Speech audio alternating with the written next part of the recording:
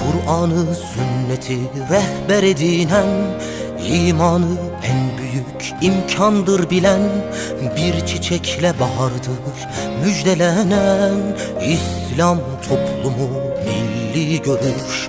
Kur'an'ı, sünneti rehber edinen, imanı en büyük imkandır bilen, bir çiçekle bahardır müjdelenen İslam toplumu milli görüş.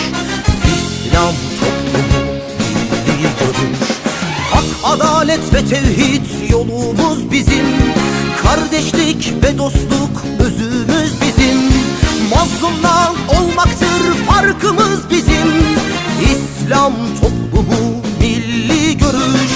Mazlumla olmaktır farkımız bizim, İslam toplumu milli görüş.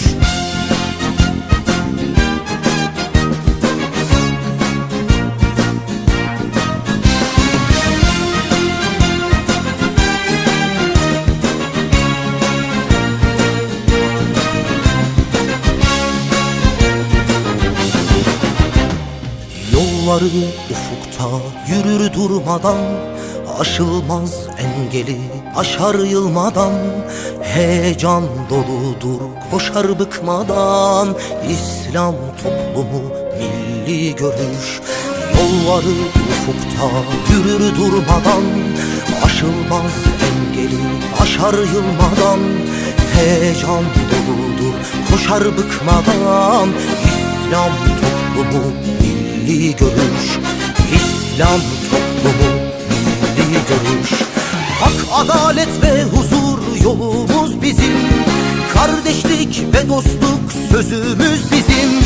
Ümmetin yanında kalbimiz bizim, İslam toplumu milli görüş.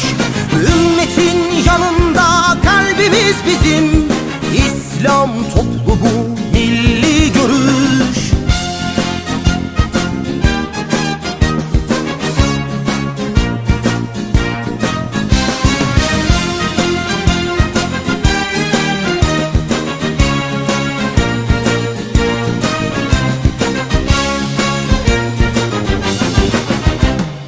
Hikmetle sesleniş tüm Avrupa'ya, Avustralya'dan Kanada'ya, Balkanlardan Afrika'ya, İslam toplumu milli görüş.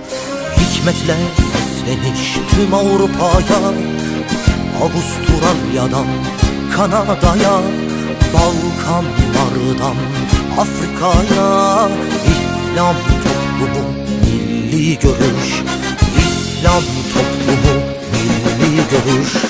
Hak, adalet ve azim yolumuz bizim, kardeşlik ve dostluk sözümüz bizim.